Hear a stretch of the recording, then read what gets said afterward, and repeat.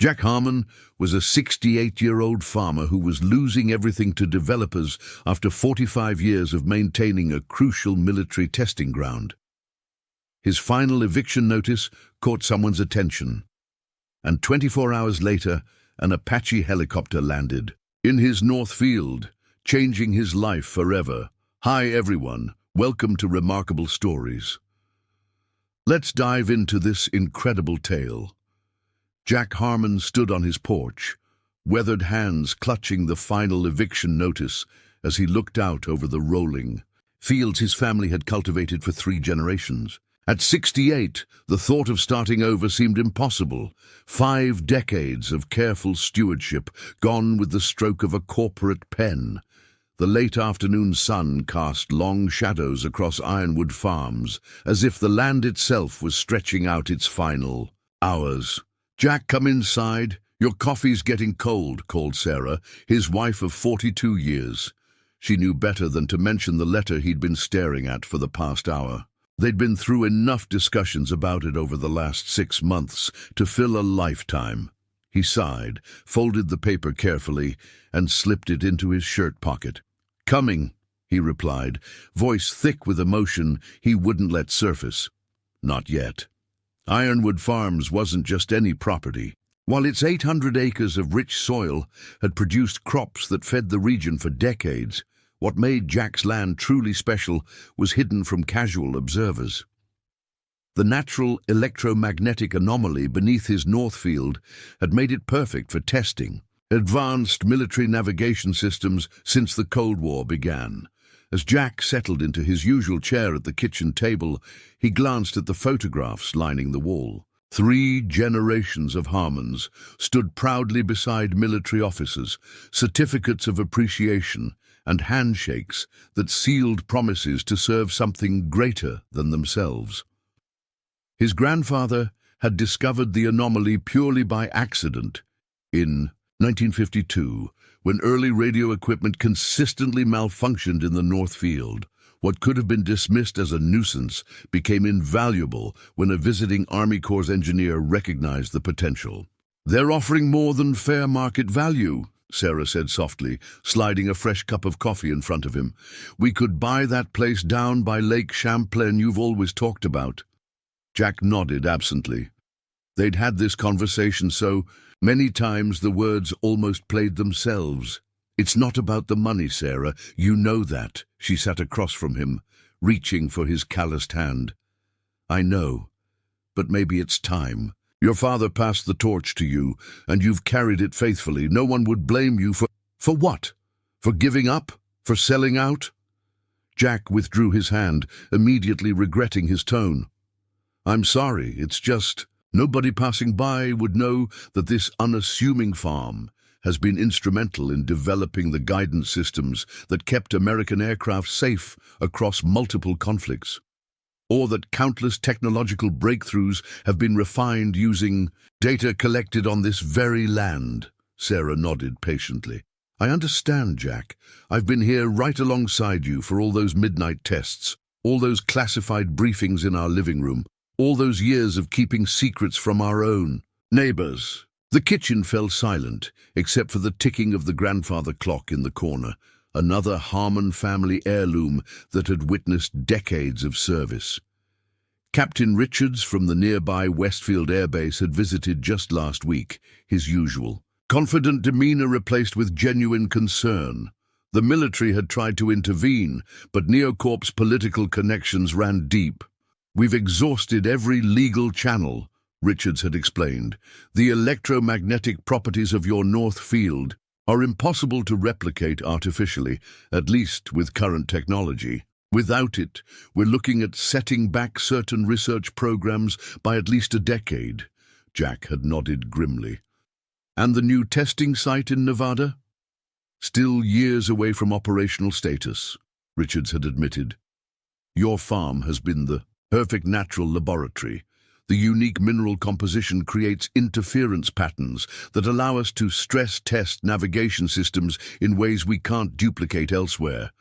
Now, as evening settled over the farm, Jack reached for the folder Richards had left behind. Inside were years of data charts, confidential military assessments, and photographs documenting how Ironwood Farms had shaped modern aviation technology.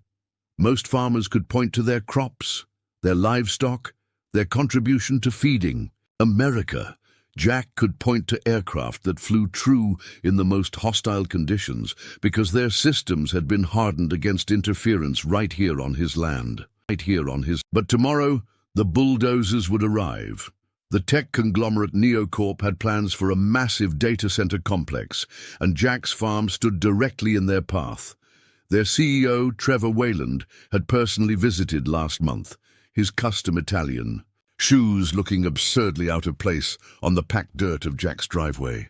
"Mr. Harmon, I respect your family's history here," Wayland had said with practiced sympathy. "But you have to understand, progress doesn't wait for sentiment. What we're building will create thousands of jobs and bring this region into the new technological future." Jack had simply pointed to the North Field. "And what about what's being tested there? Isn't that the technological future too?" Wayland had smiled thinly. "Military contracts come and go. What we're offering is permanence, and considerably more profitable for the region's tax base." The conversation had ended there. No amount of explaining could make someone like Wayland understand what couldn't be measured in quarterly profits or shareholder value. Jack finished his coffee and stood up, moving to the window that overlooked the North Field. In the gathering twilight, the testing equipment sat innocuously, weather-resistant boxes housing sensitive equipment that measured things most people wouldn't understand. To the uninitiated, they looked like ordinary agricultural sensors. "Should go check the equipment," Jack said. "One last time." Sarah didn't try to stop him. After 42 years of marriage, she knew when Jack needed space with his thoughts. As he walked the perimeter of the North Field, checking connections and closing protective casings, Jack's mind turned to his father's words from decades ago. "This land isn't just soil, Jack. It's a resource for the nation. Remember that." He had remembered. For 45 years, he had maintained this field, kept its secrets, followed protocols that would seem bizarre to his neighboring farmers. He'd turned down countless offers to sell, even when farming itself became less profitable year after year. But now, unless something changed in the next 24 hours, a crucial piece of America's military research infrastructure would be lost forever. The papers were signed, the legal battles were lost. Neocorp had won.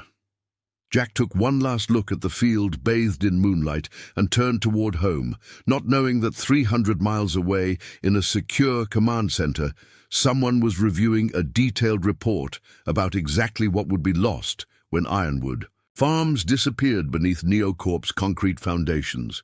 Before we jump back in, tell us where you're tuning in from, and if this story touches you, make sure you're subscribed. Because tomorrow, I've saved something extra special for you. The first time Jack Harmon understood the true significance of his family's land, he was just 16 years old.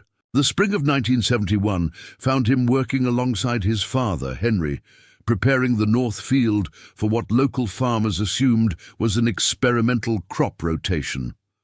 Only the Harmons knew the truth, that beneath the rich topsoil lay deposits of magnetite and other rare minerals creating an electromagnetic signature unlike anywhere else in North America.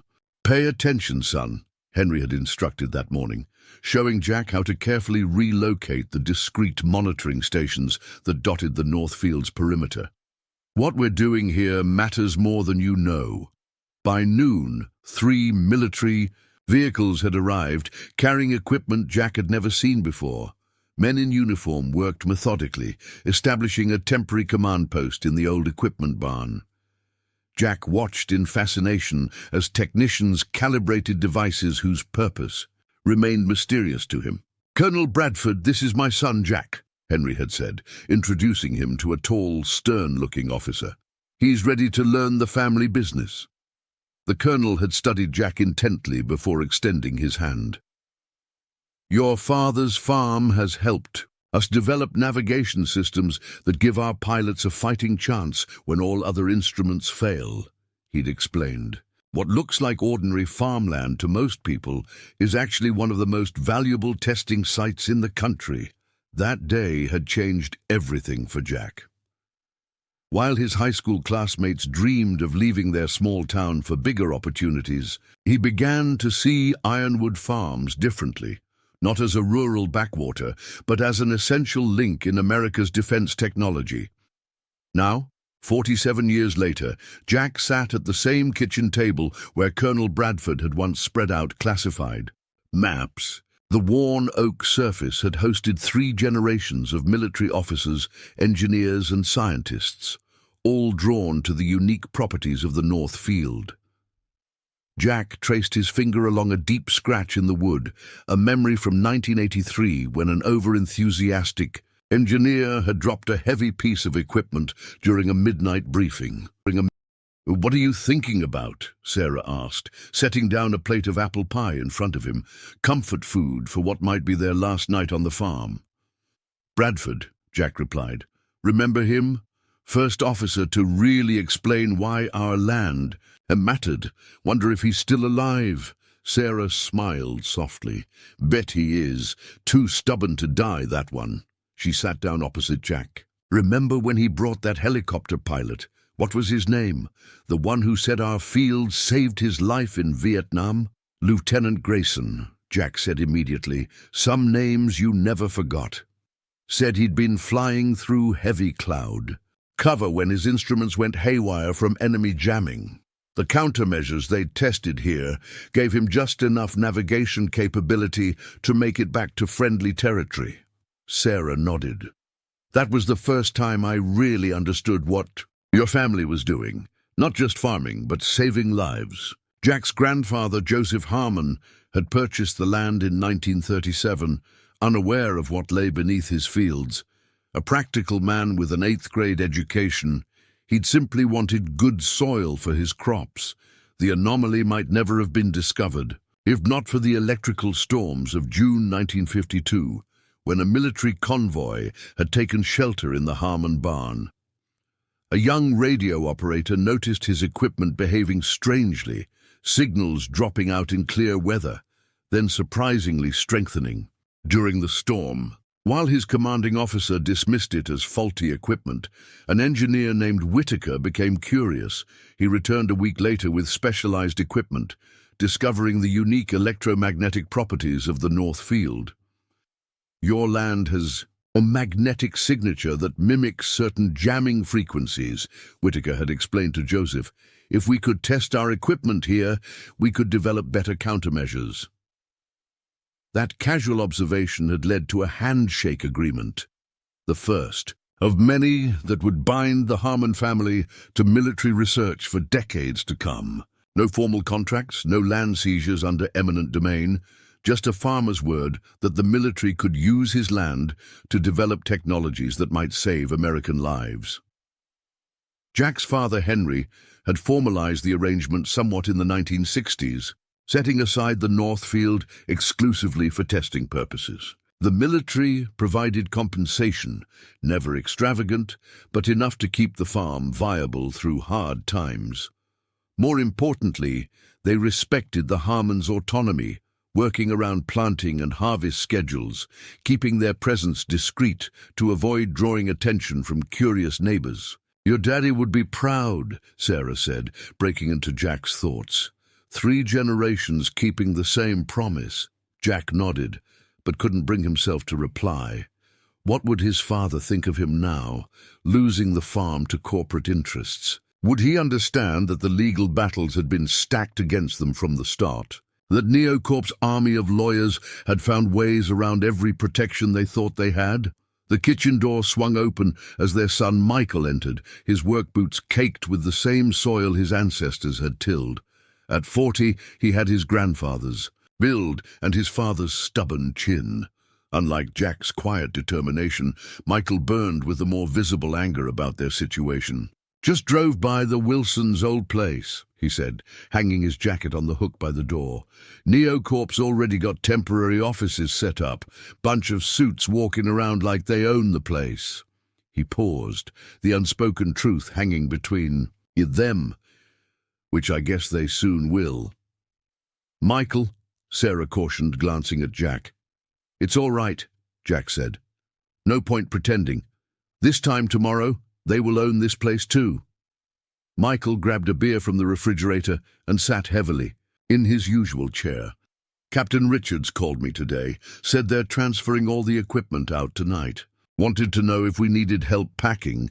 Jack felt a pang of loss sharper than he'd expected.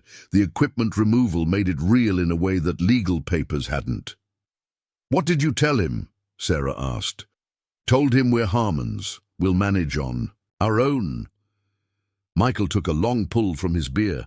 Though I'm starting to think we should have let the military fight harder for us. Maybe if we'd gone public with what this place really does. You know we couldn't, Jack interrupted. Half of what happens in that field is still classified.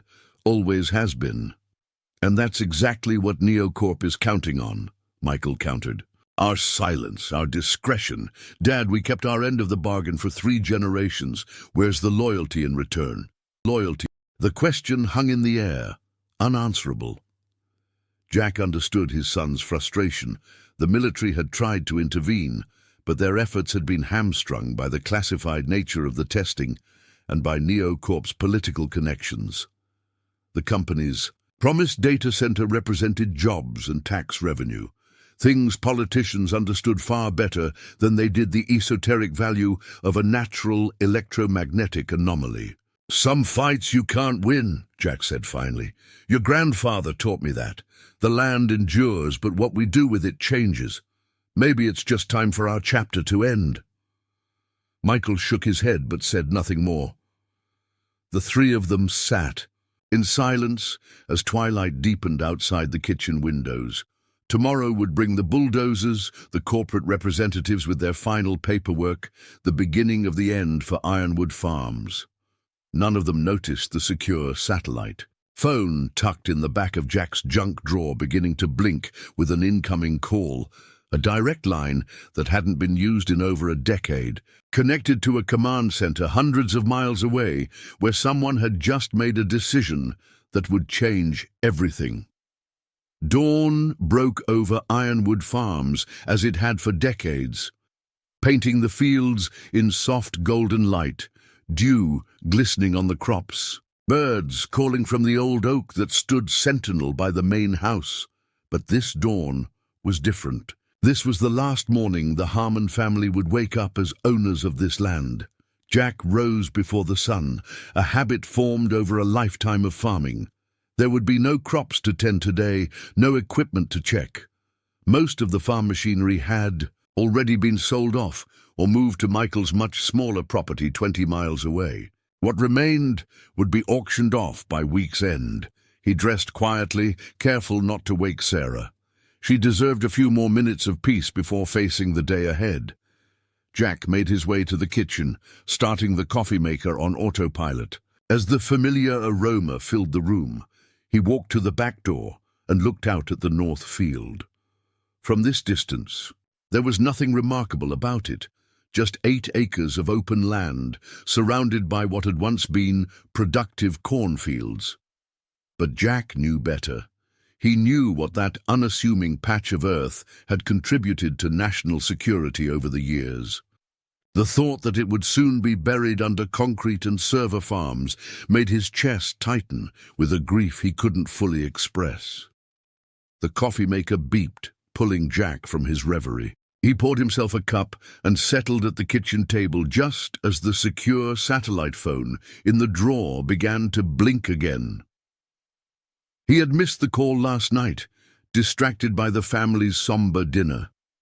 Now curiosity overcame his melancholy. The red light pulsed insistently, a call pattern he hadn't seen in years. Jack retrieved the phone and pressed the secure answer button. "Harmon," he said simply. "Morning, Jack." The voice was instantly familiar, though Jack hadn't heard it in nearly a decade. "Didn't catch you last night." "General Thornton." Jack's surprise was evident in his voice. "Been a while since you called on this line." Too long, Thornton agreed. Listen, I know what's happening today. Richards has kept me informed. Just wanted to say personally that what your family has done for this country won't be forgotten. Jack swallowed hard. Robert Thornton had been a captain when they first met in 1986, overseeing tests of new helicopter navigation systems. Now he commanded the entire Aerospace Defense Division. Still, his words, while appreciated, didn't change the reality of the situation. Appreciate the sentiment, General, but sentiment doesn't stop bulldozers. There was a pause on the line. No, it doesn't, Thornton agreed. But I didn't call just to reminisce. I called because I want you to know we haven't given up. Not completely. Jack felt a flicker of something. Not quite hope, but perhaps its distant cousin. What does that mean exactly? It means keep that phone charged and nearby today, Thornton said. That's all I can say for now. Just be ready. The line went dead before Jack could ask any more questions. He set the phone down on the table and stared at it, uncertain what to make of the cryptic message. Sarah appeared in the doorway, already dressed. Who was that calling so early? Jack hesitated, then decided there was no point in false hope. Thornton just wanted to say goodbye, I guess. Sarah nodded, accepting his explanation without further questions. She moved to the coffee maker and poured herself a cup. Michael called. He'll be here in an hour. The NeoCorp representatives are scheduled for 9. 2 hours. 2 hours until they'd hand over the keys and sign the final papers. 2 hours until 3 generations of history came to an end. I need to do one last check of the field, Jack said, rising from his chair. Sarah touched his arm gently. Do you want company? He covered her hand with his own. No, this one I need to do alone. Outside, the morning air was cool and crisp. Early fall in New England, Jack's favorite time of year. He walked slowly toward the north field, memories flooding back with each step. The first time his father had shown him how to calibrate the monitoring equipment. The night in 1978 when they'd tracked an experimental aircraft testing new countermeasures against Soviet jamming technology. The winter morning in 1991 when they'd received word that navigation systems refined on their farm had helped guide bombers safely through Iraqi air defenses. Jack reached the field's edge and looked at the monitoring stations, most now emptied of their sensitive equipment, just empty shells waiting to be dismantled. For decades, the Harmon family had maintained this field with a dedication that went far beyond ordinary farming. Every season brought its own challenges, ensuring the equipment remained operational through harsh winters, protecting delicate sensors from summer thunderstorms, maintaining the precise soil conditions needed for accurate readings.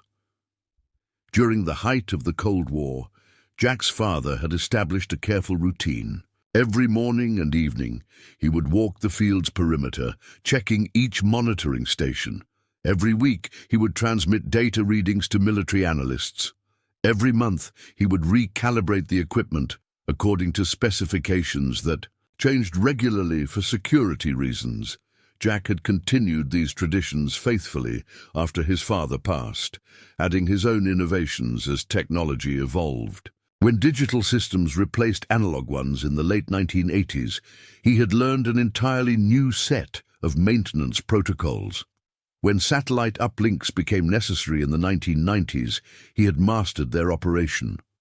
When cybersecurity became a concern, in the 2000s, he had implemented every recommended precaution, regardless of how complex, all this while still running a working farm, planting, harvesting, managing livestock, and keeping up with the endless paperwork of modern agriculture. The military had always recognized the burden this placed on the Harmon family.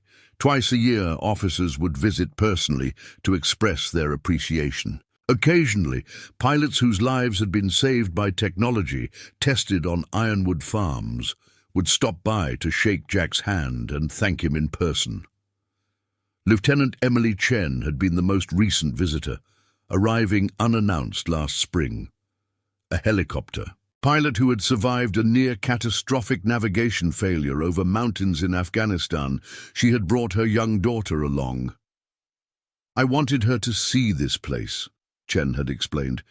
"I wanted her to know that sometimes heroes don't wear uniforms. Sometimes they're just dedicated people doing extraordinary things without recognition." Jack had been embarrassed by her praise, but touched by the gesture. Now, as he checked the last monitoring station one final time, he wondered what would happen to pilots like Chen without the unique testing capabilities his land provided. The sound of tires on gravel pulled him from his thoughts. Michael's truck was coming up the driveway, right on schedule. Jack took one last look at the field and whispered a farewell, too private to share with anyone else. Back at the house, Michael was helping Sarah gather the last of their personal belongings. The furniture would stay, part of the deal with Neocorp, but photographs, heirlooms, and 3 generations of memories needed to be packed away. "All set at the field?" Michael asked, his voice carefully neutral. Jack nodded. "As ready as it'll ever be." For the next hour, they worked in relative silence, each lost in their own thoughts as they prepared for the final handover. At precisely 8:45, 2 black SUVs appeared at the end of the driveway, right on schedule, corporate efficiency at its finest. "Here we go," Michael muttered, his jaw tightening as the vehicles approached. Jack placed a hand on his son's shoulder. "Remember what your grandfather always said? A Harmon faces the hard days, standing tall." Michael nodded, squaring his shoulders as the SUVs parked in front of the house. 4 men in expensive suits emerged, led by Trevor Wayland himself. The CEO's presence was unexpected. These finalities were usually left to underlings, but perhaps he wanted the satisfaction of personally closing the deal that had been so difficult to secure. "Mr. Harmon," Wayland called, approaching with an extended hand and a smile that didn't reach his eyes. "I trust you're ready to proceed." Jack shook the offered hand briefly. "We've done our part. Everything's as agreed." Wayland nodded, gesturing toward the house. "Excellent. Shall we go inside?" "To handle the paperwork. My team has everything prepared." As they moved toward the porch, the distant sound of helicopter rotors became audible. Jack glanced up, momentarily confused. The military had already removed their equipment. There shouldn't be any more flights scheduled. Wayland frowned, following Jack's gaze toward the empty sky. "Expecting company, Mr. Harmon?" "No," Jack replied truthfully. "Military operations ended here last week." The sound grew louder, and suddenly a sleek Apache attack helicopter appeared over the tree line, flying low and fast toward the north field. Its distinctive silhouette was unmistakable.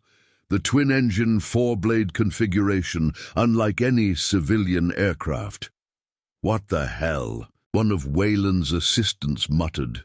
Shielding his eyes against the sun to get a better look, Jack was equally surprised, but something in his expression must have betrayed his recognition of the aircraft, because Wayland turned to him sharply. "Is this some kind of last-minute stunt, Harmon? Because I assure you, it won't change anything." Before Jack could respond, the Apache executed a perfect landing in the center of the north field, its rotors kicking up dust that swirled in the morning light. The engines remained running as the cockpit opened and a figure in a flight suit emerged, helmet still in place. "Mr. Harmon," the pilot called, voice amplified by a speaker system. "General Thornton sends his compliments and requests your immediate presence at the field." Jack stood frozen for a moment, Thornton's cryptic phone call suddenly making sense. The general hadn't given up, after all. But what could possibly be done now, with the contracts signed and the lawyers present? Wayland's face darkened with anger. "This is completely inappropriate. We have a legally binding agreement." "I should see what they want," Jack interrupted, already moving toward the field. "Military matters take precedence." "Not anymore, they don't," Wayland snapped, but Jack was already walking away, followed closely by Michael and Sarah. As they approached the helicopter, the pilot removed their helmet, revealing Lieutenant Chen's face. She smiled grimly at Jack's obvious surprise. "Sorry for the dramatic entrance, sir," she said. "But time is critical, and the General was insistent that we speak with you before any final papers are signed." "What's going on, Lieutenant?" Jack asked, raising his voice over the sound of the idling rotors. Chen gestured toward the helicopter's communications system. "The General will explain himself, sir. He's standing by on a secure channel." Jack exchanged a look with Sarah and Michael, then nodded. Whatever was happening, it offered a reprieve, however brief, from the finality of the morning's scheduled events. And after 45 years of answering when his country called, he wasn't about to stop now, especially not on what might be his last day at Ironwood Farms. 6 months earlier, Jack Harmon had been checking irrigation lines when Captain Richard's government-issue SUV had pulled up to the farmhouse. The captain's unexpected arrival on a Tuesday afternoon was unusual enough to make Jack straighten up and remove his work gloves. "Afternoon, Captain," Jack called, walking over to meet the officer. "Didn't expect to see you until next week's scheduled tests." Richard's face was grim as he shook Jack's hand. "That's why I'm here, Jack. There's been a development you need to know about." Sarah appeared on the porch, wiping her hands on a dish towel. One look at Richard's expression told her this wasn't a social call. "Coffee, Captain?" she offered. "Appreciated, Mom, but this can't wait." Richards turned back to Jack. "Is there somewhere we can talk privately?" Jack led him to the old barn, converted years ago into a makeshift command center for when military personnel needed to work on site. Once inside, Richards didn't waste time. "There's a tech company called Neo Corp looking to build a major data center in the region," he said, pulling out a folder of documents. "They've been buying up land all around you, nearly 2,000 acres so far." Jack shrugged. "Heard rumors. Something big was coming. Not the first time developers have eyed this area." He gestured around. "We've turned down plenty of offers over the years." Richards shook his head. "This is different, Jack. These people have serious political backing. Senator Whitmore is personally championing the project. His son-in-law is on their board of directors." At the mention of Whitmore, Jack's expression darkened. The senator had long resented the military's classified work at Ironwood Farms, especially after being denied access during a re-election campaign photo opportunity years ago. They're promising 5,000 jobs and a massive boost to the local tax base, Richards continued. "The kind of numbers that make county commissioners stop asking questions." Jack leaned against a workbench, processing the information. "What does this mean for our operation?" "They've already secured zoning changes for the surrounding properties. The electromagnetic signature from their servers would completely disrupt our testing capabilities, even if you kept your land. Can't the Pentagon step in? This is national security we're talking about." Richard's silence told Jack everything he needed to know. "They've tried, Jack, but this is all happening on paper as economic development. Nothing classified has been officially compromised. And with the current administration looking to win the state in the next election—" "Politics," Jack muttered. "Always comes down to politics." 3 days later, the first official letter had arrived from NeoCorp, an offer to purchase Ironwood Farms for twice its market value. Jack had tossed it in a drawer without response. A week later, a second offer came, along with glossy brochures, showing artist renderings of the proposed data center complex. By month's end, representatives began appearing at the farm unannounced. Always polite, always professional, but increasingly persistent. The third month brought lawyers with talks of eminent domain and the greater economic good. The fourth month brought pressure from the county commissioner's office about outdated zoning designations that suddenly needed review. Trevor Wayland made his first appearance in the fifth month. The CEO's helicopter had landed without permission at the edge of Jack's property, a power move designed to intimidate. Tall and impeccably dressed in a tailored suit that probably Cost more than Jack's truck. Wayland had strode across the field as if he already owned it. "Mr. Harmon," he'd called out, extending his hand with practiced charm. "Trevor Wayland, I think it's time we spoke directly." Jack had been mucking out the horse stalls, honest work that Wayland clearly found distasteful. The CEO had pointedly avoided shaking Jack's soiled glove. "I understand your attachment to this place," Wayland had begun, glancing around with the calculating eye of a developer already visualizing bulldozers at work. "Family legacy is important, but progress is inevitable." "Not interested in selling," Jack had replied flatly. "As I've told your people repeatedly." Wayland's smile hadn't faltered. "Everyone has a price, Mr. Harmon. I'm prepared to offer yours." The figure Wayland named would have set the Harmon family up for generations. Enough to buy a better farm elsewhere, fund Michael's children's college educations, and still have plenty left over. For a moment, Jack had been tempted. Not for himself, but for his family's future. But then he'd remembered his father's words on his deathbed 5 years earlier. "This land isn't just dirt, Jack. It's part of something bigger than us. Don't let it go unless you absolutely must." "The answer's still no," Jack had said firmly. Wayland's pleasant facade had slipped momentarily. "That's disappointing. I had hoped to keep this amicable." "Nothing amicable about trying to take what isn't yours," Jack had responded. Wayland's eyes had hardened. "Let me be clear, Mr. Harmon. Neocorp will build our data center here. The only question is whether you benefit financially or fight a losing battle. Seems like you're counting your chickens before they hatch." "I'm counting on history and economics." Wayland had countered.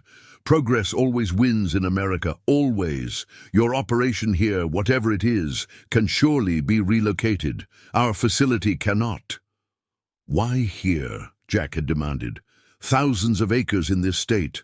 Why my farm?" Something had flickered across Wayland's face. A moment of calculation, as if deciding how much to reveal. Location, infrastructure, tax incentives, many factors. He'd waved dismissively. "My technical team selected this site as optimal. I don't question their expertise." But Jack hadn't missed that moment of hesitation. Later, he'd mentioned it to Captain Richards, who promised to dig deeper into Neocorp's sudden interest in this particular location. 2 weeks later, Richards had returned, his expression more troubled than before. "Neocorp's parent company has some interesting connections," he'd said quietly, once they were alone in the barn. "Defense contractors, foreign investors with questionable ties. Nothing concrete, but enough red flags to make some people at the Pentagon nervous." "You think they know about the electromagnetic anomaly?" Jack had asked. Richards had nodded gravely. "We think they might. Building a data center here would effectively neutralize the testing capabilities we've relied on. Could be coincidence, but—" "Not much for coincidences," Jack had finished. Jack. "Neither are we," Richards had agreed. "Problem is proving it. They've got everything wrapped up in legitimate business dealings, and their political allies are making sure normal channels of investigation stay blocked." That conversation had marked the beginning of what Jack now thought of as the siege. Neocorp's tactics had escalated from persuasion to pressure to what bordered on harassment. Surveyors appeared at the property lines daily. Environmental inspectors suddenly found concerns that needed addressing. Tax assessors discovered errors in previous evaluations, resulting in a sudden, crippling tax bill. Michael had been the first to connect the dots. "They're trying to bleed us dry, Dad," he'd said one evening over dinner. "Make keeping the farm so expensive and difficult that selling becomes the only option. The military's still looking into Neocorp," Jack had assured him. "If they're up to something beyond just business, it'll come out." But time was running out. Legal challenges drained their savings.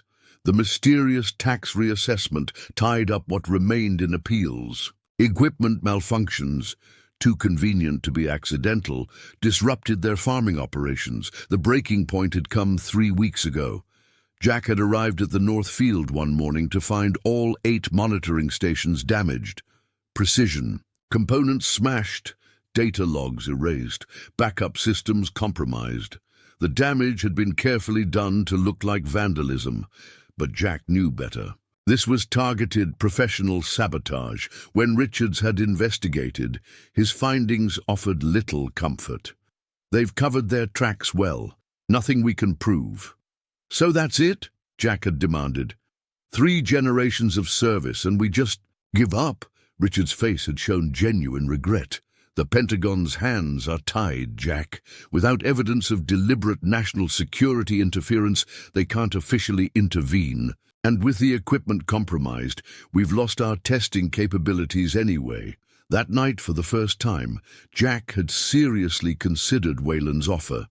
The military had already begun relocating their operations. The bank was making noises about the overdue mortgage. Michael and Sarah were bearing the brunt of his stubbornness. Maybe it's time, Sarah had suggested gently. We've fought the good fight, Jack. No one would blame you for acknowledging reality. The next day, Jack had called Wayland's office. I'm listening to your offer, he'd said simply when the CEO came on the line. Wayland's satisfaction had been palpable even through the phone. A wise decision, Mr. Harmon. I'll have my team draw up the papers immediately. On one condition, Jack had added, we need 60 days to relocate. 30, Wayland had countered immediately. Our construction schedule is tight. They'd settled on 45 days. Enough time, Jack hoped, for the military's investigation to turn up something concrete. But as the days passed with no breakthrough, that hope had faded. 2 weeks ago, the preliminary paperwork had been signed. 1 week ago, the military had removed the last of their equipment. Yesterday, Jack had signed the final eviction notice. And now, as Trevor Wayland stood on Jack's porch, preparing to complete the takeover of Ironwood Farms, an Apache helicopter had landed in the North Field, bearing a message from General Thornton himself. As Jack approached the helicopter with Wayland, angrily shouting behind him, he couldn't help but wonder if this was the military's last-ditch effort to stop whatever Neocorp was really planning, or simply a ceremonial thank you for years of service. Lieutenant Chen gestured toward the communications headset hanging near the cockpit door. General Thornton is standing by, sir. He says it's urgent and classified. Jack glanced back at the house, where Wayland and his lawyers were watching with obvious frustration. After everything that had happened, it was hard to feel even a flicker of hope. But 45 years of answering his country's call wasn't. A habit easily broken. He took the headset and put it on, adjusting the microphone. General, Jack Harmon here. Jack, Thornton's voice came through with military precision. Sorry for the dramatics, but we've got something big, and we've got exactly 18 minutes to stop Neocorp before it's too late. What do you mean, 18 minutes? Jack asked, his voice steady despite the surge of adrenaline Thornton's words had triggered. Exactly what I said, the general replied. Lieutenant Chen will brief you on the immediate situation. I've dispatched a team that will arrive within the hour, but we need you to stall Wayland until then. Under no circumstances can you sign those final papers. Before Jack could ask more questions, Chen cut in. Sir, we need to move quickly. I'm authorized to show you classified intelligence. She reached into a secure compartment and withdrew a tablet in a reinforced case. As she activated it, the screen displayed a series of satellite images showing Ironwood Farms and the surrounding properties. Jack recognized the familiar layout of his land, but something was different about the overlay markings. 3 days ago, one of our intelligence analysts noticed an anomaly in Neocorp's construction plans, Chen explained, zooming in on the image. They're positioning their primary server farm directly above the deepest part of the electromagnetic anomaly in your North Field. Jack frowned. That would disrupt their operations. Those magnetic fluctuations would play havoc with sensitive electronic equipment. Exactly, Chen nodded. unless disrupting operations was precisely the point. She swiped to another screen showing technical specifications and what appeared to be partially redacted engineering documents. We believe Neocorp isn't building a conventional data center at all. They're constructing what amounts to a massive electromagnetic pulse generator using the natural properties of your land to amplify its effects. Jack's blood ran cold as the implications became clear. A weapon. Potentially, Chen confirmed.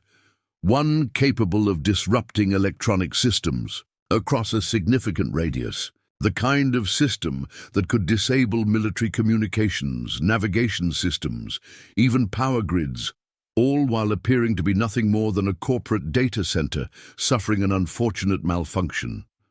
Jack thought of Wayland's insistence on this particular location, his careful evasion when asked directly about site selection. It made a terrible kind of sense now. "Who are they working for?" he asked. "That's still under investigation," Chen replied. "But we've traced funding through several shell companies with connections to foreign intelligence operations. The chairman of Neocorp's parent company made 3 trips to Beijing and Moscow in the past year alone." Jack glanced back toward the house, where Wayland was now on his phone, gesturing angrily. "What happens in 18 minutes? Chen checked her watch. 17 now.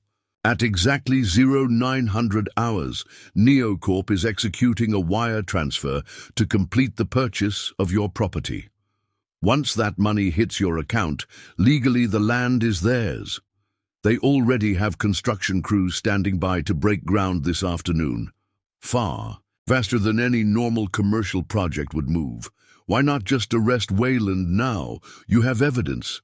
Circumstantial at best," Chen admitted. "Enough for us to act on internally, but not enough for a public accusation against a company with Neocorp's political connections. We need to secure the land first, then build the case." Jack processed this information, decades of military cooperation guiding his thinking. "What do you need me to do?" "Delay the final signing. Find any reason, create any distraction. The general has mobilized a special Pentagon legal team with national security intervention paperwork, but they need time to get here." Jack nodded grimly. "I can do that." As he removed the headset, Jack found himself facing a furious Trevor Wayland, who had apparently decided waiting was no longer an option. The CEO had marched halfway across the field, trailed by his attorneys and Michael, who was trying to intercept him. "This is completely unacceptable, Harmon," Wayland shouted over the idling helicopter rotors. "We have a binding agreement with a scheduled closing time." Jack stepped away from the helicopter, positioning himself between Wayland and Lieutenant Chen, who was quickly securing the classified materials. "Seems we have a slight complication," Jack said, his voice deceptively casual. Wayland's face flushed with anger. "The only complication I see is this military intrusion on what is about to be private property. Our closing is scheduled for 9:00 sharp." Jack checked his watch deliberately. "Still got 15 minutes by my count, which we should be using to complete the paperwork," one of Wayland's attorneys interjected. "The wire transfer is scheduled to execute automatically. At 9, might need to postpone that," Jack suggested. "Some questions have come up about the property that need addressing." "What questions?" Wayland demanded. "Everything has been thoroughly vetted. The surveys, the inspections, the title search, all clean." Jack met Wayland's gaze steadily. "Maybe not everything." Something shifted in Wayland's expression, a flicker of uncertainty quickly masked by renewed confidence. "This is a transparent delay tactic, Mr. Harmon. I expected better from you." Michael stepped forward, catching on to his father's strategy without knowing the details. "Actually, I found some discrepancies in the property boundaries this morning. The survey might not match the historical deed," the lawyer scoffed. "We have 3 independent surveys confirming the boundaries. This is absurd. Wouldn't be the first time surveyors miss something, Jack countered, especially regarding the mineral rights beneath the North Field. At the mention of the North Field minerals, Wayland's attention sharpened noticeably.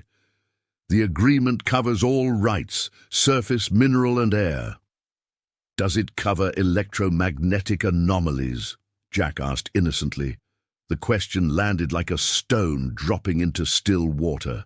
Wayland's practiced corporate mask slipped for just a moment, revealing something cold and calculating beneath. I don't know what you're talking about, he said carefully. I think you do, Jack replied. I think that's exactly why you want this specific piece of land, despite all the other available properties in the county. Wayland glanced at his watch, then at his lawyers, a silent communication passing between them. These insinuations are both offensive and irrelevant to our transaction, Mr. Harmon. We selected this site based on standard corporate criteria: access to power infrastructure, proximity to fiber optic networks, and favorable topography. And the unusual electromagnetic field had nothing to do with it, Jack pressed. Wayland's jaw tightened. I'm not here to debate site selection with a farmer. The papers are ready for signing, and we have— He checked his watch again. 13 minutes until the closing time. I suggest we proceed inside and complete this transaction as agreed. Jack stood his ground. I'd like my attorney to review the final documents first. Your attorney already reviewed them last week, the Neocorp lawyer objected. I want a second opinion, Jack insisted. These last-minute military concerns have me worried. Wayland stepped closer, lowering his voice. Let me be very clear, Mr. Harmon. You've signed a binding agreement.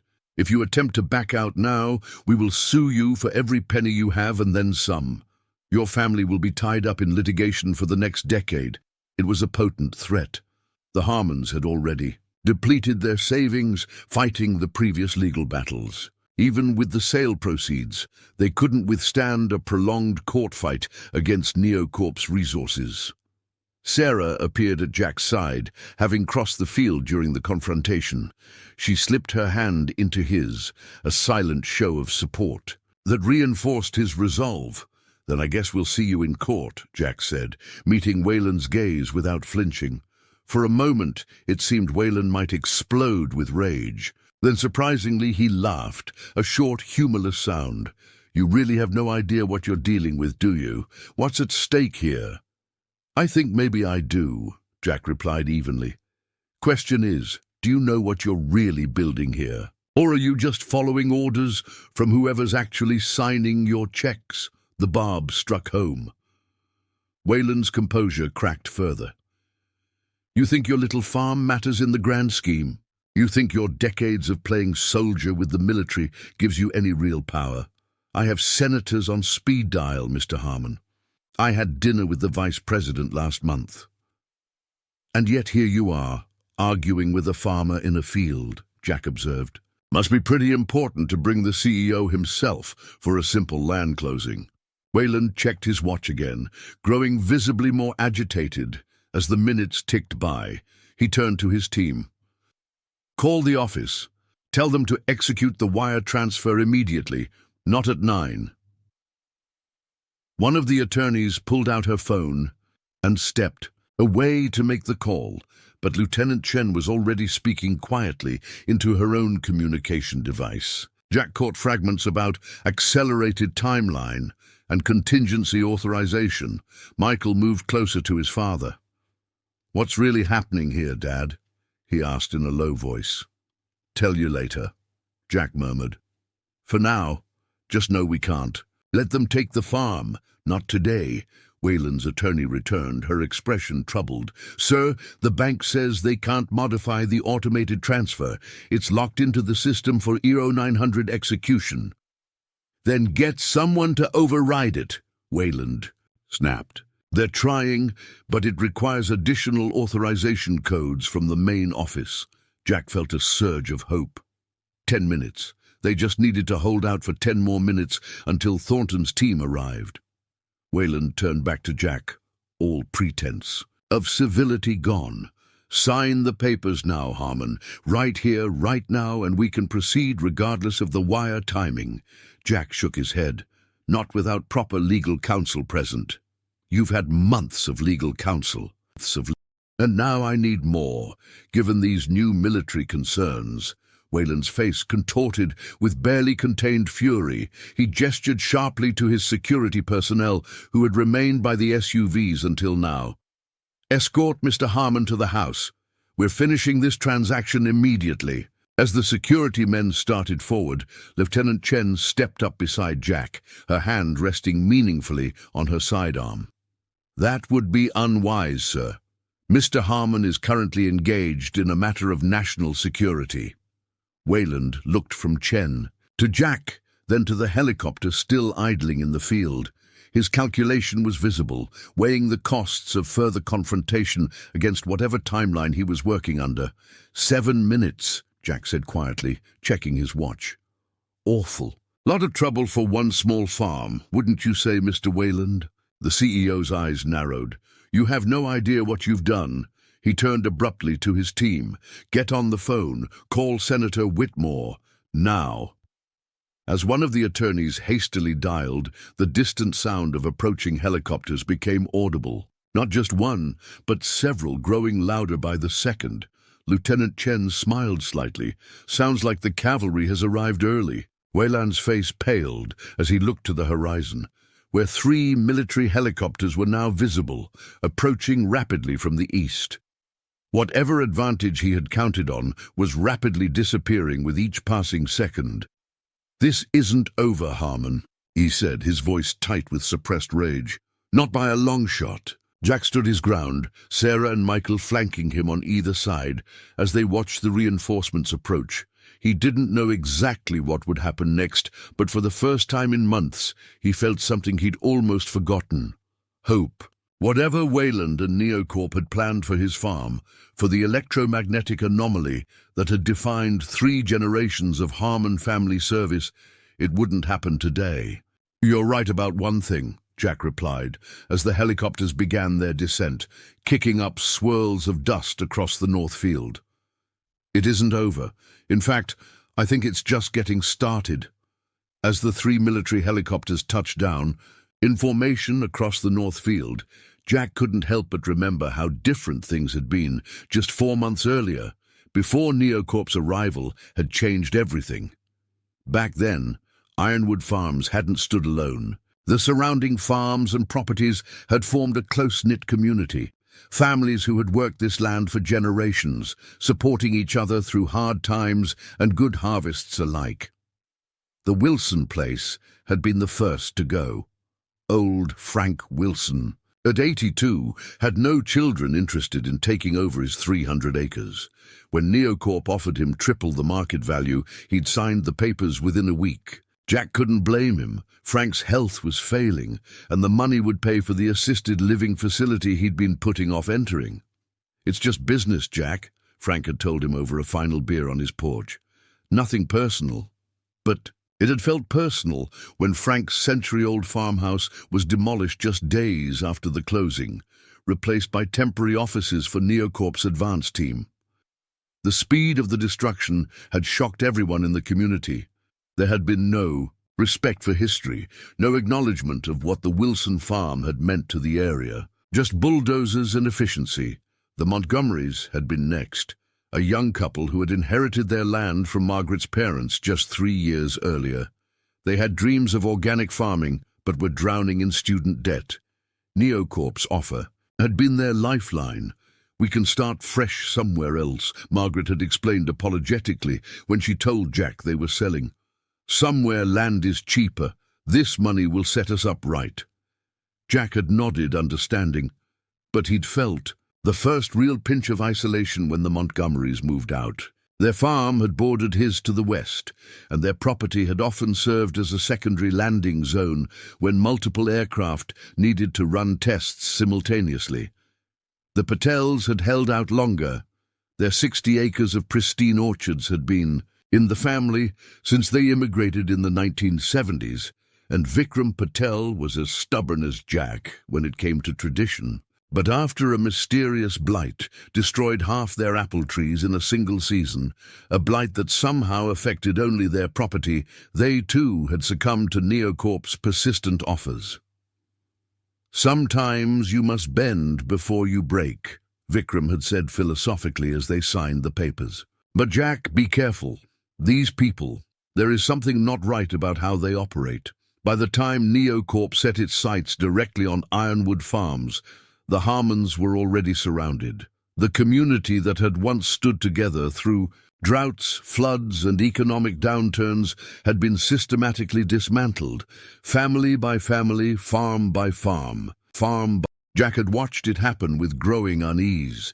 Each sale had made the next one easier, creating a domino effect that left the Harmons increasingly isolated. The neighbors who would have once rallied to support them were gone, replaced by corporate security guards and construction crews who watched Ironwood Farms with calculating eyes. Even in town, support had dwindled as Neocorp's influence grew. The promise of jobs and economic revitalization had turned public opinion. At the diner where Jack had eaten breakfast every Saturday for 30 years, conversations would awkwardly pause when he entered. The hardware store owner, who had been one of his closest friends, suddenly had no time to chat. The local newspaper ran glowing profiles of Trevor Wayland, describing him as a visionary, bringing prosperity to a struggling rural economy. Michael had felt the isolation most keenly at the county planning meetings.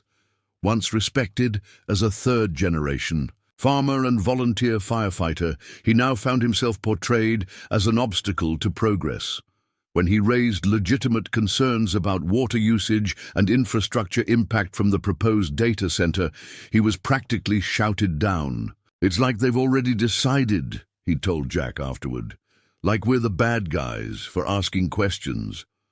Sarah had encountered the changing attitudes at church, where several parishioners had benefited from Neocorp's land purchases. Longtime friends suddenly suggested that perhaps the Harmons were being selfish for holding out. "Think of the community," Elaine Foster had said after Sunday service. "All those jobs, the tax revenue for schools." "What about the families who've been displaced?" Sarah had countered. "The farms that have been destroyed." Elaine had simply shrugged. "People move on. That's progress." Even Captain Richards had begun to distance himself as the military's official position remained neutral. His visits became less frequent, his communications more formal. Jack understood. Richards was a career officer, caught between his personal loyalty to the Harmons and his professional obligations. "My hands are tied, Jack," he'd admitted during what turned out to be his last unofficial visit. "Without concrete evidence of national security concerns, the Pentagon won't intervene in what they're calling a private business matter." The final blow to their support system had come from the county commissioner's office. Harold Buchanan had been a friend of Jack's father, had fished with Jack every summer for decades. But when Neocorp donated a new wing to the county hospital, conveniently named after Commissioner Buchanan, his priorities had shifted. "Jack, you know I respect what your family has done," Harold had said during an uncomfortable meeting in his office. "But times change.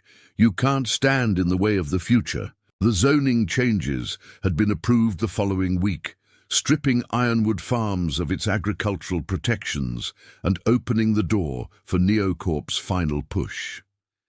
In their growing isolation, the Harmons had turned inward, relying on each other more than ever. Michael spent his evenings at the farmhouse rather than his own small home nearby, helping Jack review legal documents and search for ways to fight back. Sarah kept the household running, maintaining a sense of normalcy even as their world crumbled. Around them, Jack focused on the farm operations, stubbornly following the routines of planting and harvesting, as if nothing had changed. But everything had changed. As their legal options dwindled and their financial resources were stretched to breaking point, Jack began to understand the ruthless strategy Neocorp had employed. Isolation wasn't just a byproduct of their expansion. It was a deliberate tactic. Divide and conquer.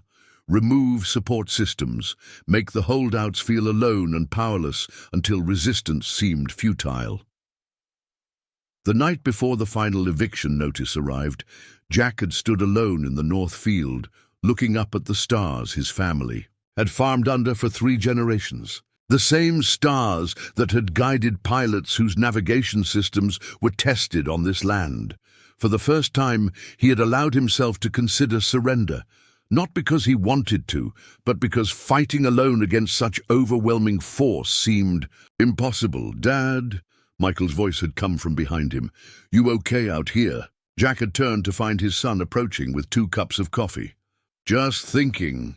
Michael had handed him a steaming mug. "About tomorrow?" "About everything. Your grandfather. What he'd do in my shoes." They had stood in silence for a moment, father and son contemplating the weight of legacy. "I've been thinking," Michael had said finally, "if we have to sell, and I'm not saying we should, but if we do, I could buy a smaller place, keep the Harmon name in farming at least." The concession had cost Michael visibly, his face tight with reluctant pragmatism. Jack had recognized the sacrifice his son was prepared to make, setting aside his anger to ensure some piece of their heritage survived. "Maybe," Jack had acknowledged, "but not yet, not while we still have options." But the next morning, when the final eviction notice arrived, those options had seemed to vanish entirely. Jack had stood on his porch, paper in hand, feeling the full weight of their isolation. No neighbors left to rally around them, no legal recourse remaining, no military support forthcoming, just 3 Harmons against the inevitable march of progress.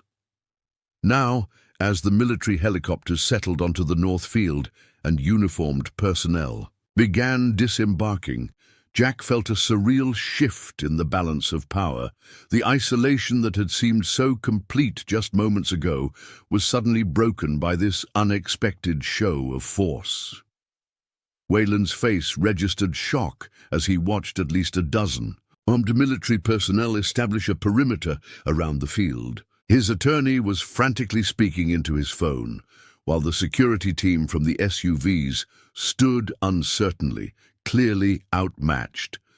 A tall, distinguished man in a general's uniform emerged from the lead helicopter and strode purposefully toward them. Even at a distance, Jack recognized Robert Thornton, though it had been years since they'd met in person. "That's a lot of firepower for a farm closing," Michael observed quietly.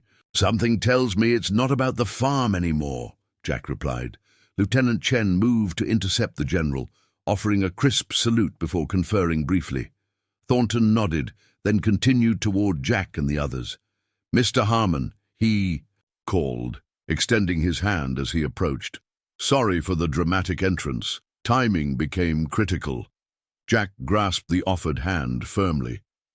"General, it's been a while." "Too long," Thornton agreed before turning his attention to Wayland. "Mr. Wayland, I presume? I'm General Robert Thornton, United States Aerospace Defense Command." Wayland had recovered enough of his composure to affect an air of outraged authority. "This is an outrageous interference in a private business transaction, General. I'll be speaking with the Secretary of Defense about this immediately." "Feel free," Thornton replied evenly. "In fact, I just got off the phone with him. He sends his regards and his full authorization for what's about to happen."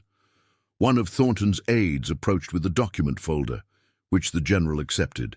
Without taking his eyes off Wayland, effective immediately by executive order, Ironwood Farms and the surrounding properties are being placed under military jurisdiction as a matter of national security, Thornton announced, opening the folder to reveal official paperwork. "All private development activities are suspended pending a full investigation." Wayland's attorney stepped forward.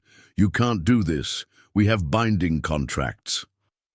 "Actually, we can," Thornton countered, handing over a document bearing the presidential seal. "National Security Presidential Directive 51 gives us full authority when critical infrastructure is threatened. And make no mistake, Mr. Wayland, we consider what's happening here a direct threat." Jack exchanged glances with Sarah and Michael, all three struggling to process this sudden reversal of fortune. After months of fighting alone, after watching their community disintegrate around them, after preparing themselves for defeat, they suddenly found themselves at the center of what appeared to be a major military operation. "What exactly is happening here, General?" Jack asked quietly, as Wayland and his team frantically reviewed the documents. Thornton turned to him, lowering his voice. "The short version: we've been investigating Neocorp for months, but couldn't move without solid evidence. Lieutenant Chen's team found it 3 days ago. Technical specifications hidden in their construction plans that match weapons technology being developed by hostile foreign powers." "So I was right," Jack said. "They want the electromagnetic anomaly for a weapon." "You were right," Thornton confirmed, "and your stalling tactics this morning gave us the final authorization we needed for direct intervention." He glanced at his watch, which came through exactly 2 minutes before their wire transfer was set to execute. Sarah stepped closer, her voice barely above a whisper. "What happens now?" "Now," Thornton said, "we secure this property and begin a full investigation into Neocorp's activities. As for Ironwood Farms," he smiled slightly, "I believe we're about to renew our working relationship with the Harmon family on much more formal terms." Jack looked across the field where he had walked alone just 12 hours earlier, feeling the weight of isolation crushing down on him. Now it teemed with activity as military personnel established equipment and security posts. The land that had seemed destined for destruction was suddenly the center of renewed purpose. "You're not alone in this anymore, Jack," Thornton said, reading his thoughts. "Should have stepped in sooner, but we needed to let things play out to catch the bigger fish." Jack nodded his understanding, though the months of struggle still weighed heavily. "Better late than never, I suppose." As Wayland and his team were escorted to a secure area for questioning, Sarah took Jack's hand. "Looks like the Harmons aren't the last ones standing after all," she said quietly. Jack squeezed her hand in response, watching as Michael engaged, with the military engineer already discussing plans for reinstalling monitoring equipment in the North Field. The isolation that had defined their recent months was shattered, replaced by a flurry of purposeful activity. Whatever came next, they would face it not alone, but with the full support of the country they had quietly served for 3 generations. 2 days before the Apache helicopter landed in his North Field, Jack Harmon had faced what he believed was the end of everything his family had built. The morning had begun like any other. Coffee at dawn, a quick check of the remaining livestock, and a silent walk around the property that would soon belong to someone else. But by afternoon, the weight of surrender had become undeniable as he stood before the worn fence post at the farm's entrance. In his hands, Jack held a weathered wooden sign he had spent the morning carefully crafting in his workshop. Each letter had been carved with deliberate precision, each word chosen to convey what could not be expressed in legal documents or financial settlements. This was his final statement, his testament to what Ironwood Farms had truly been. Sarah stood beside him, her eyes red-rimmed but dry. They had done their crying in private the night before. Now was the time for dignity in the face of defeat. "It's a fine sign, Jack," she said softly. "Your father would approve." Jack nodded, running his fingers over the carved letters one last time. The wood was oak, harvested from a tree that had fallen on their property during a storm 5 years earlier. He had saved the lumber, knowing its strength and durability would serve some important purpose someday. He hadn't imagined it would be this. Michael pulled up in his truck, cutting the engine but remaining seated for a long moment before stepping out. His expression was carefully neutral, masking the anger Jack knew still simmered beneath the surface. They had argued bitterly the previous week when Jack had finally conceded defeat and agreed to Neocorp's terms. Michael had wanted to fight on, to find some miracle solution that would save the farm. Jack had been the one to accept reality. Their money was gone, their legal options exhausted, their support evaporated. "That it?" Michael asked, eyeing the sign as he approached. "That's it," Jack confirmed.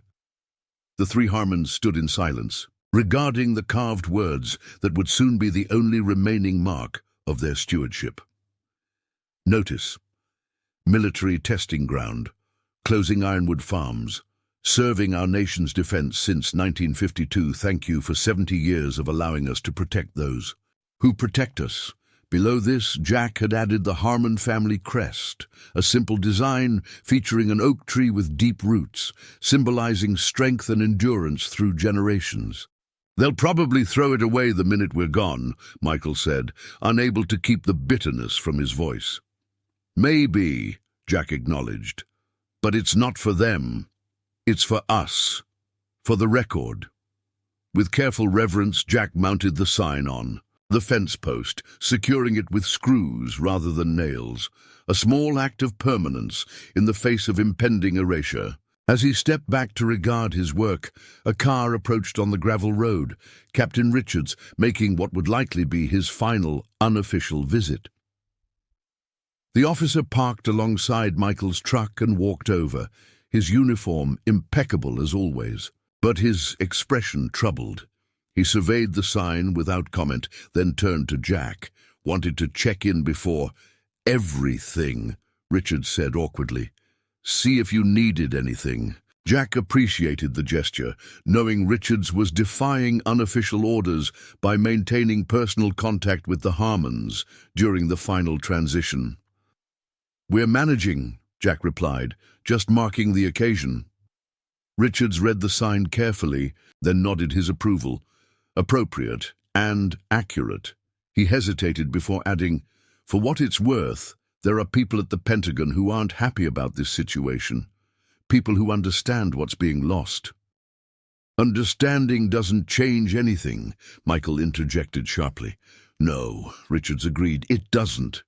The captain reached into his pocket and withdrew a small metal object, a challenge coin bearing the insignia of his unit, the 47th Tactical Development Squadron. "This isn't official," he said, pressing the coin into Jack's palm, "but the men and women of my squadron wanted you to have it.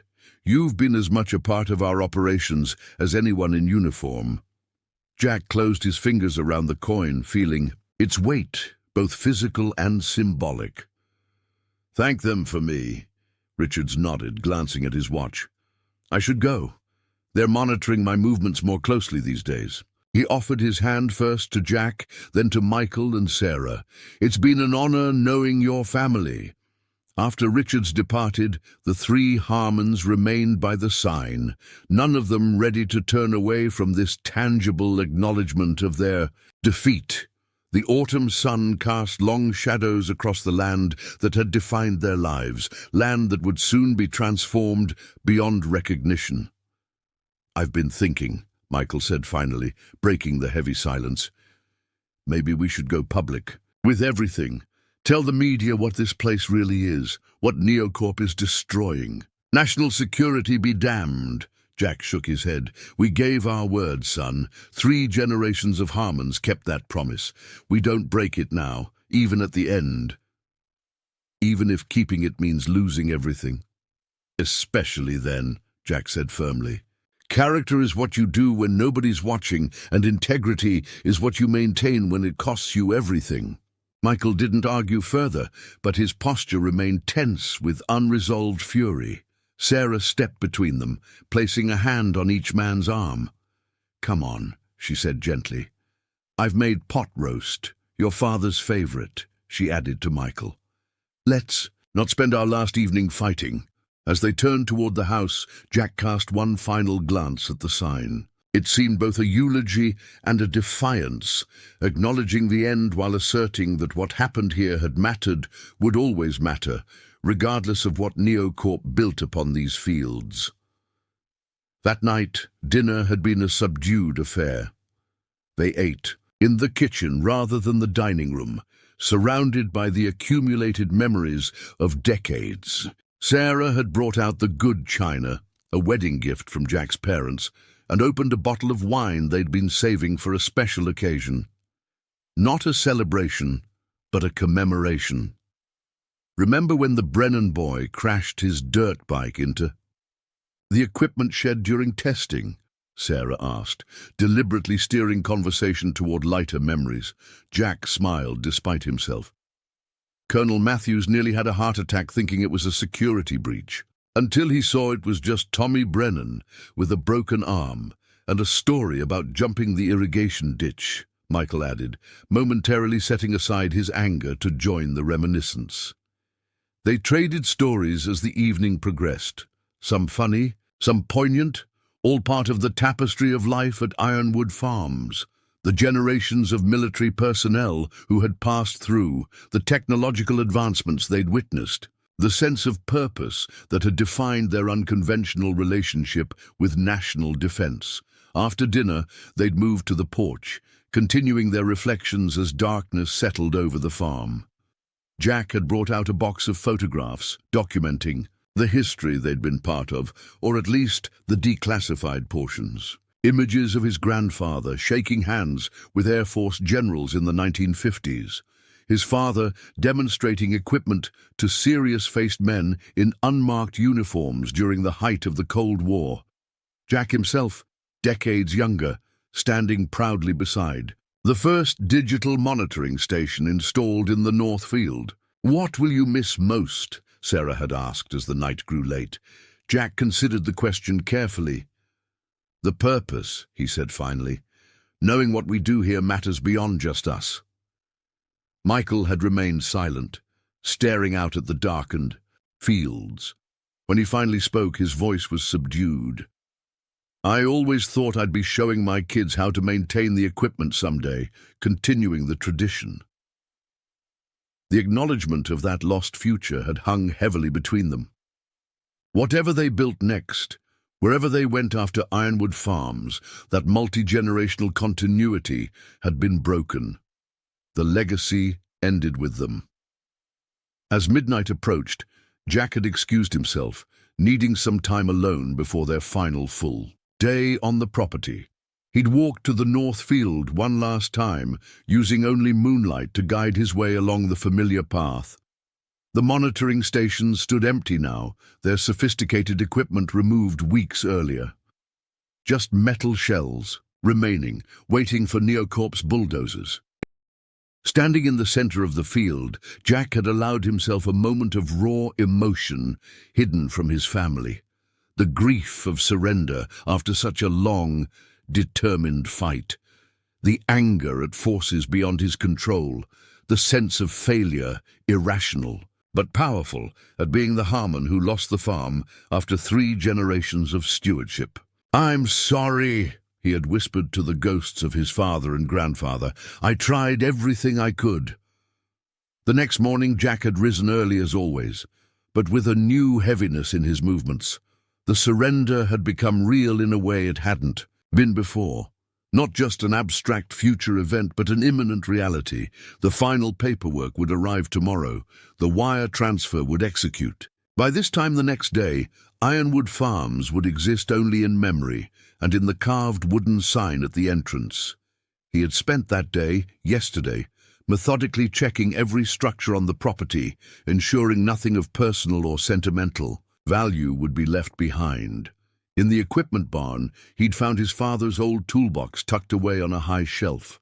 In the root cellar, several jars of Sarah's preserves from seasons past. In the attic of the main house, a box of his grandfather's journals documenting the early days of the military partnership. Small treasures, meaningless to anyone else, but priceless to the Harmons. Jack had carefully packed each item, creating an archive of their history to carry forward to whatever came next. By evening, most of the packing had been completed. Their essential belongings were boxed and labeled, ready for loading into the moving trucks scheduled to arrive after the closing. The furniture would stay, part of the sale agreement, but everything that made the house a home would go with them. Jack had found himself in the kitchen, staring at the empty spaces on the walls where family photographs had hung for decades. The pale rectangles in the faded wallpaper marked their absence like ghosts. "It's just a house," Sarah had said, coming up behind him. "We're taking what matters." He had nodded, unable to voice the thought that it wasn't just a house. It was the physical embodiment of everything the Harmon family had built and believed. But Sarah was right. The walls and floors were just structures. The spirit of what they had created here would go with them, whatever Neocorp did to the property. That night, Jack had lain awake long after Sarah fell asleep, listening to the familiar creaks and settling sounds of the old farmhouse. Tomorrow would bring Trevor Wayland and his attorneys with their final paperwork. Tomorrow would bring the formal surrender of Ironwood Farms. Tomorrow would mark the end of everything he had worked for his entire life. In the darkness, Jack had finally allowed himself to accept defeat completely. Not just intellectually, but emotionally. The fight was over. They had lost. Whatever came next, it would be built on the ashes of surrender. Yet even in that moment of complete acceptance, something in Jack had refused to break entirely. A core of Harmon pride that acknowledged reality but didn't surrender dignity along with the land. They would walk away with their heads high. They would face Wayland and his corporate vultures with the quiet strength that had defined this family for generations. With that resolution firm in his mind, Jack had finally drifted into troubled sleep, unaware that in a secure military facility, hundreds of miles away, General Thornton was reviewing new intelligence about Neocorp that would change everything. Intelligence that would send an Apache helicopter to land in his North Field, just as surrender seemed absolute. 1 year later, Jack Harmon stood in the North Field, watching military helicopters descend for routine testing. The farm looked different now. Enhanced monitoring stations dotted the landscape, and a small research facility occupied what had once been the east pasture. But the Harmon farmhouse still stood, and the family still worked the land. Neocorp's plans had been completely dismantled. Trevor Wayland now faced federal charges for espionage and conspiracy. The neighboring farms had been repurchased by the government, and their original owners invited to return under new lease agreements that preserved both their livelihoods and the military testing capabilities. "Still feels strange having so many people around," Sarah said, joining Jack on the porch. "Different kind of farming now," he agreed. Michael approached with his son Joey, who at 6 was already learning about their family's special role. "Look, Grandpa," Joey called, pointing to the sky where an Apache helicopter performed a precision maneuver overhead. Jack smiled, watching 3 generations of Harmons stand together on land that had nearly been lost forever. The wooden sign still hung at the entrance, but Jack had added a new line below the original text, "Serving for generations to come."